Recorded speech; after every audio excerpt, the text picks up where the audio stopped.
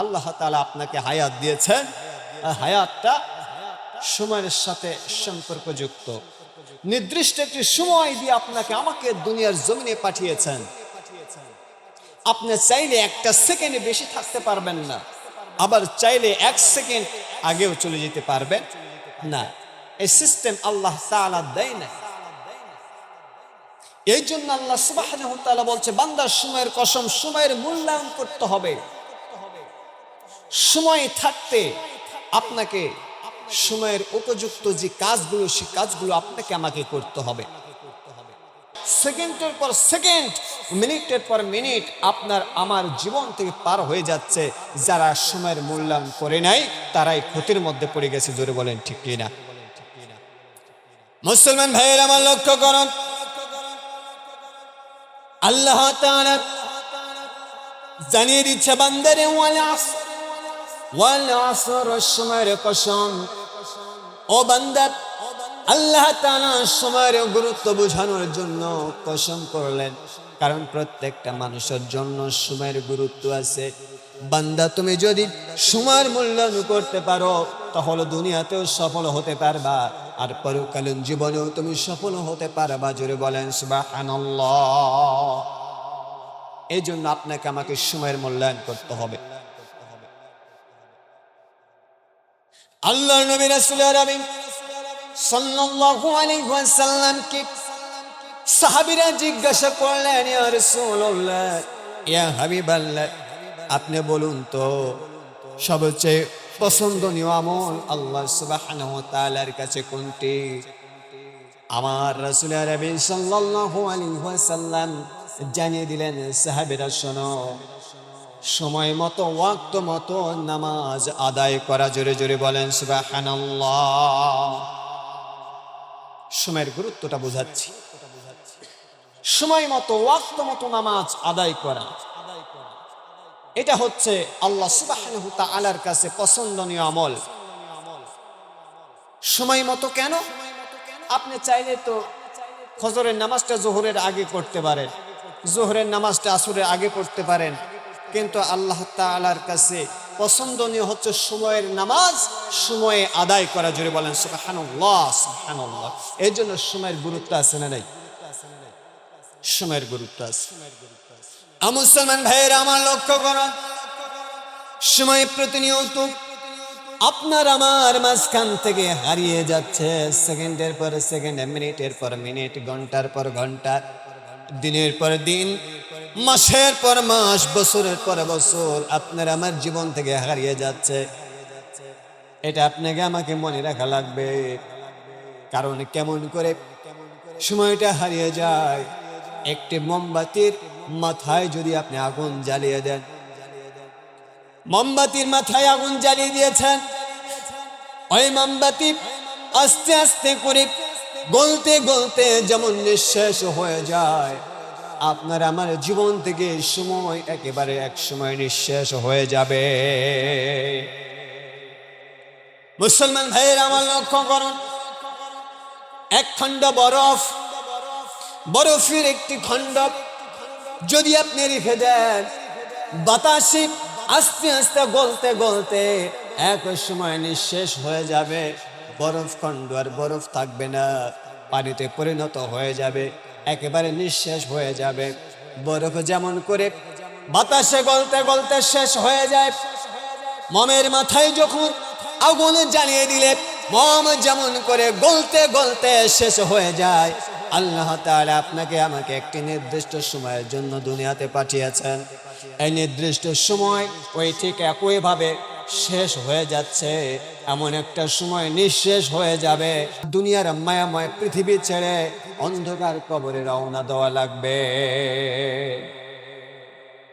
যখন আপনার আমার জীবনের সময় শেষ হয়ে যাবে, নির্দিষ্ট সময় যখন শেষ হয়ে যাবে, তখন এই সুন্দর মায়াময় পৃথিবী ছেড়ে আপনাকে আমাকেও অন্ধকার কবরের দিকে রওনা দিতে হবে। জোরে বলেন ঠিক কিনা?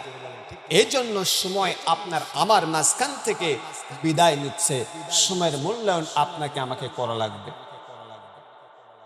মুসলমান ভাইয়েরা আমার লক্ষ্য করুন, আল্লাহ তাআলা জানিয়ে দিচ্ছে, বান্দা সময়ের কসম করে কি বুঝাচ্ছেন আপনাকে?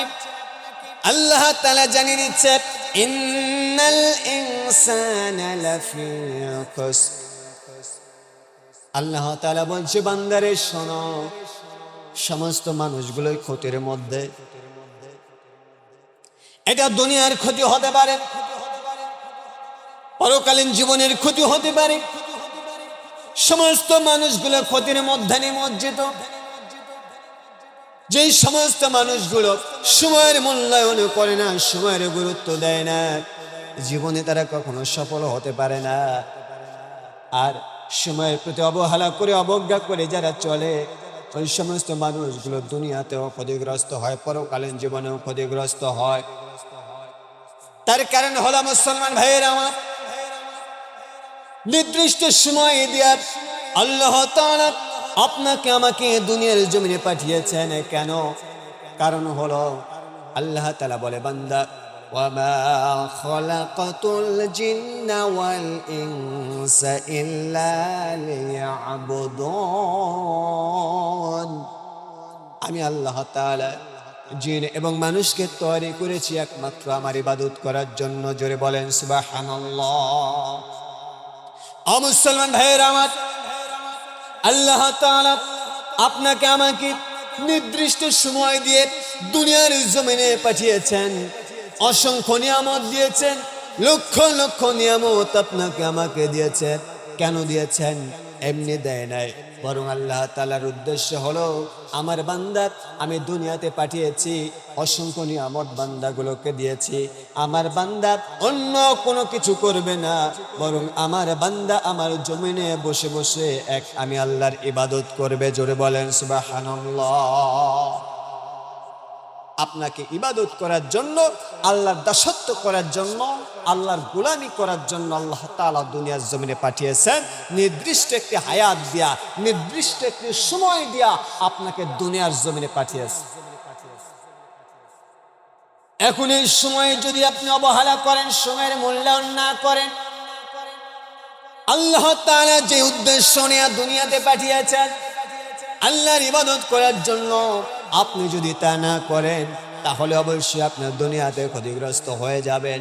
শুধু দুনিয়াতেই ক্ষতিগ্রস্ত হবেন এমন নয়, বরং কিয়ামতের কঠিন মুসিবতের সময় আপনি ক্ষতিগ্রস্ত হয়ে পড়বেন।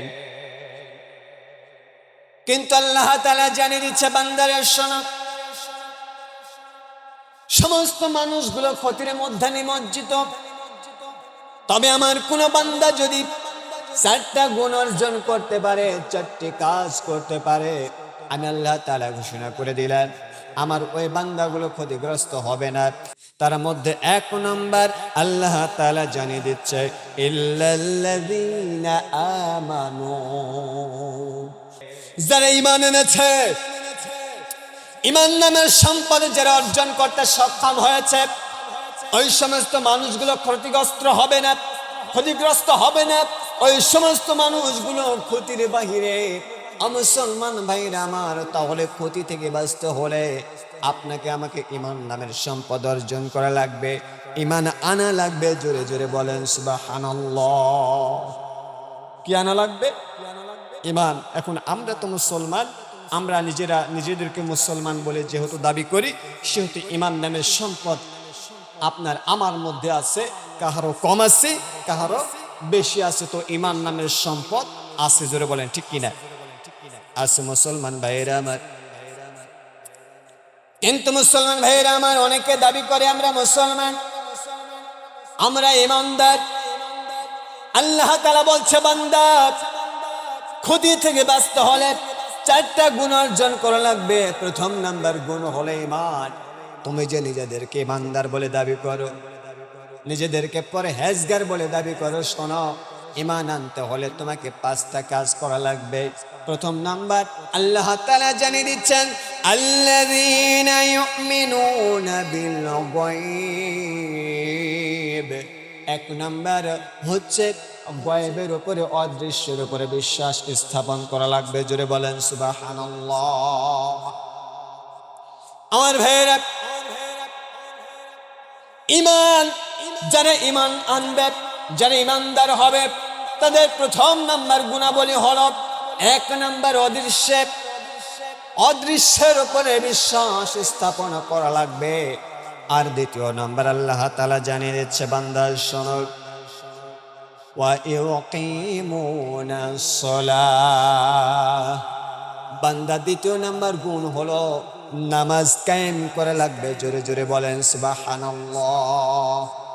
দ্বিতীয় নাম্বার নামাজ কায়েম করা লাগবে। কিন্তু দেখেন আল্লাহ তাআলা বলছি, বান্দা তুমি যে ইমানদার, তুমি যে ইমান এনেছো, ইমান নামের সম্পদ যে অর্জন করতে সক্ষম হয়েছো, ইমান আনতে হলে কোরআন প্রমাণ দিচ্ছে, আল্লাহ তাআলা ডাইরেক্ট জানিয়ে দিচ্ছে, ইমানদার যারা হবে, ইমান নামের সম্পদ যাদের কলিজায় থাকবে, এমন ব্যক্তিকে 5টা গুণ অর্জন করা লাগবে। প্রথম নাম্বার গায়েবের উপরে বিশ্বাস স্থাপন করা লাগবে, অদৃশ্যের উপরে বিশ্বাস স্থাপন করা লাগবে। আর দ্বিতীয় নাম্বার হচ্ছে নামাজ কায়েম করা লাগবে। আমরা মানলাম, আমরা অদৃশ্য বিশ্বাস করি, আমরা জান্নাত দেখি নাই, আমরা জান্নাত আছে বিশ্বাস করি, আমরা জাহান্নাম দেখি নাই, আমরা জাহান্নাম আছে এটা বিশ্বাস করি, আল্লাহ তাআলাকে দেখি নাই, আল্লাহ তাআলা আছে এটা আমরা বিশ্বাস করি, ফেরেশতাদেরকে দেখি নাই, আমরা ফেরেশতা আছে এটা আমরা বিশ্বাস করি, নবীদেরকে দেখি নাই, নবী আছে ছিল এটা আমরা বিশ্বাস করি, নবীদের উপরে যে কিতাবগুলো নাজিল হয়েছিল আমরা দেখি নাই, তারপরেও আমরা বিশ্বাস করি, আমরা গায়েবের উপরে বিশ্বাস করি, এতে কোনো সমস্যা নাই। কিন্তু আল্লাহ তাআলা বলছে, বান্দা দ্বিতীয় নাম্বার গুণ হচ্ছে নামাজ কায়েম করা লাগবে। জোরে বলেন সুবহানাল্লাহ। এখন বলেন, নামাজ আপনার আমার মধ্যে আছে, নামাজ পড়ে না, নিজেদের মধ্যে নামাজ নাই, পরিবারে নামাজ নাই, সমাজের মধ্যে নামাজ নাই, অথচ নিজেদেরকে ইমানদার বলে যদি দাবি করেন, সম্পূর্ণরূপে মিথ্যা আর বানোয়াট কথা ছাড়া কিছুই হতে পারে না। জোরে বলেন ঠিক কিনা? অনেকে বলে নামাজ না পড়লে কি হবে, ইমান আছে।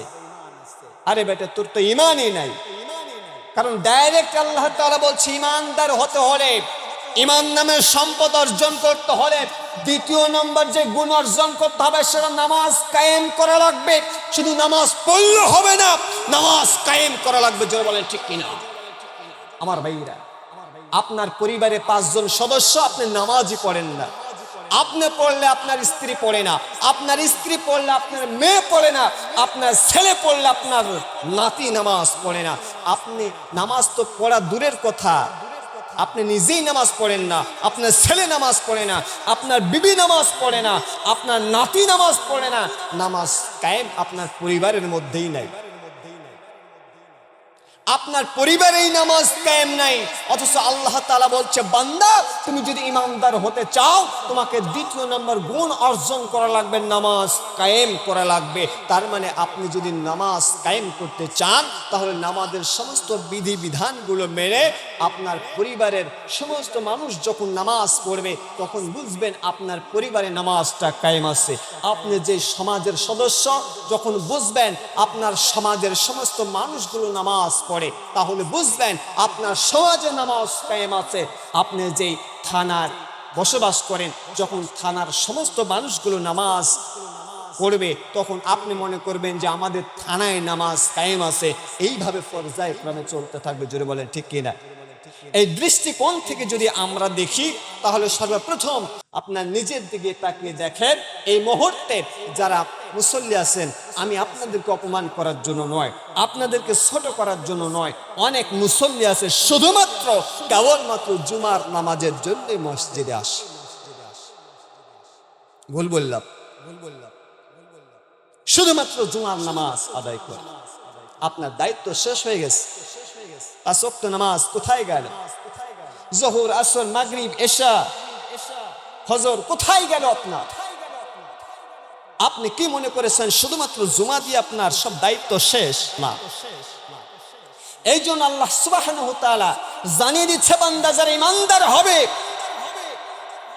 তাদের দ্বিতীয় নম্বর গুণাবলী হলো নামাজ প্রতিষ্ঠা করা লাগবে, নামাজ কায়েমের আন্দোলন করা লাগবে। পরিবারের, সমাজে, রাষ্ট্রের মধ্যে যেন নামাজ কায়েম হয়, সেই চেষ্টা প্রচেষ্টা আপনাকে আমাকে সকলকেই করা লাগবে। জোরে বলেন ঠিক কিনা? এখন আপনি নিজেই নামাজ পড়েন না, আর যদি বলেন যে না আমি ইমানদার, তাহলে সম্পূর্ণরূপে আপনি মিথ্যা আর বানোয়াট কথা বললেন। আমার ভাইরা লক্ষ্য করুন, আল্লাহ তাআলা জানিয়ে দিচ্ছে বান্দা শোনো, ইমানদার যে ব্যক্তি হবে তাদের তৃতীয় নাম্বার কাজ হলো, তৃতীয় নাম্বার গুণ অর্জন করা লাগবে। আমার আল্লাহ তাআলা বলেন, ওয়া মিম্মা রাযাকনাহুম ইউনফিকুন।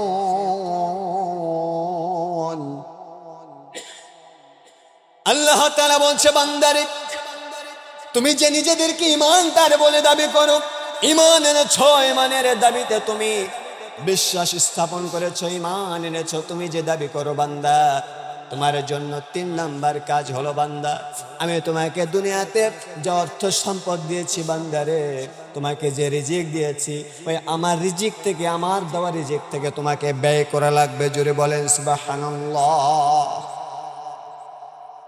ইমানদার, আল্লাহ তাআলা আপনাকে যে সম্পদ দিয়েছেন ওই সম্পদ থেকে আপনাকে ব্যয় করা লাগবে।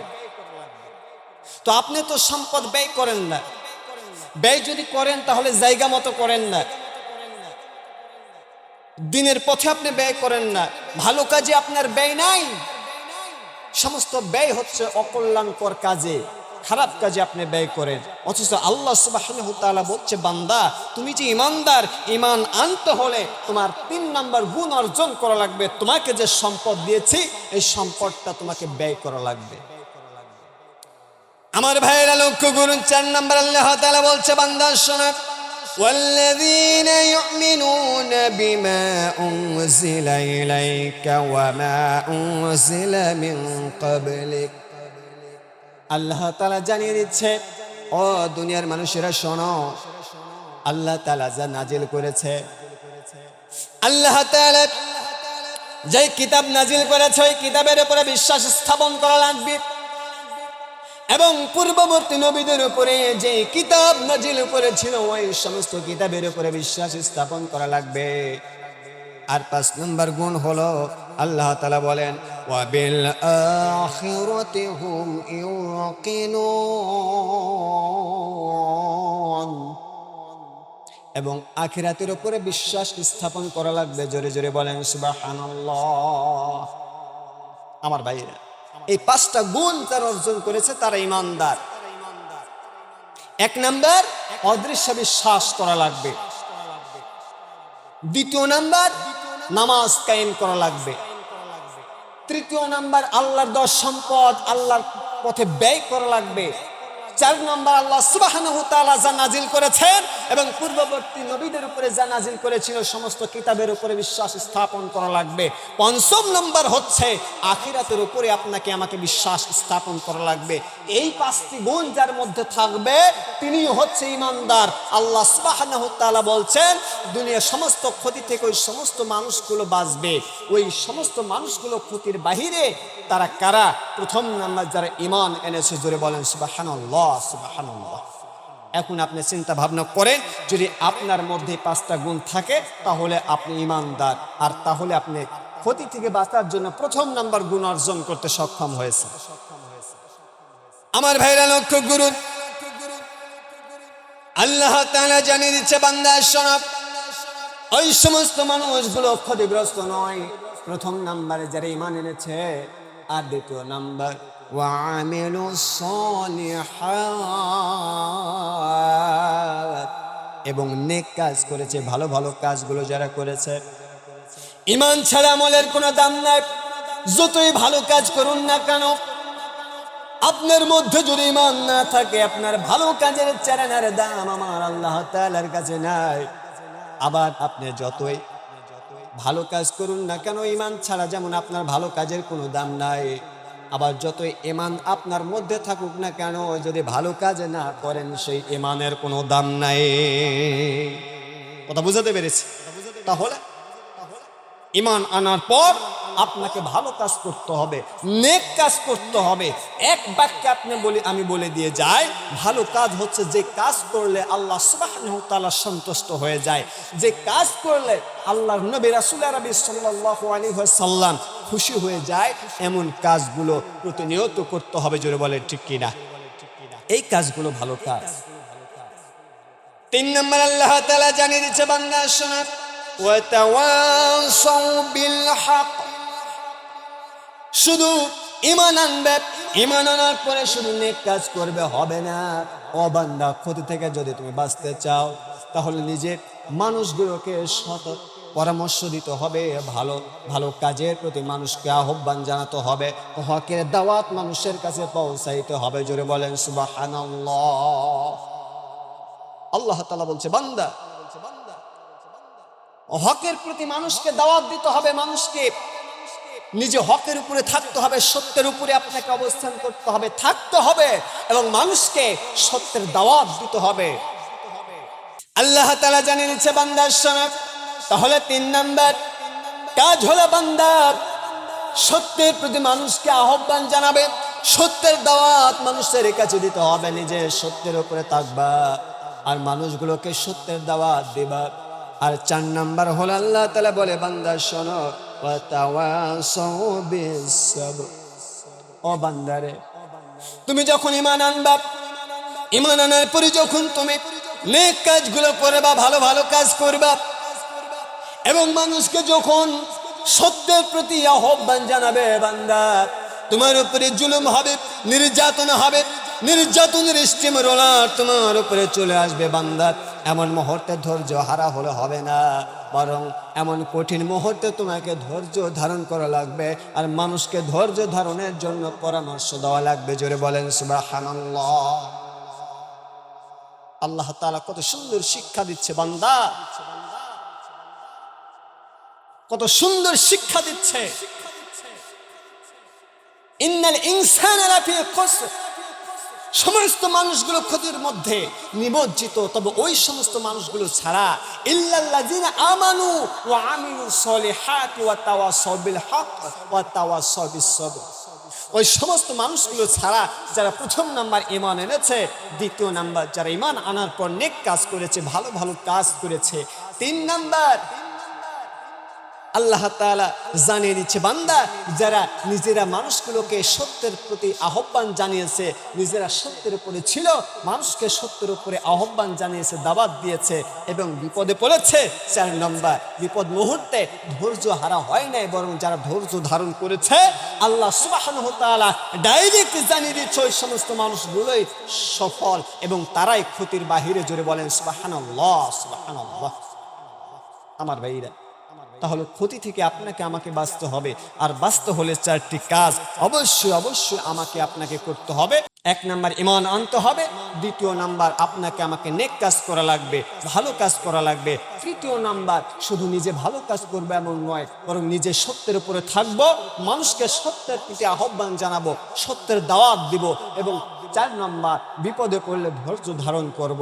আল্লাহ সুবহানাহু ওয়া তাআলা আপনাকে আমাকে সকলকে সেই তৌফিক দান করুন, সকলেই বলে আমিন।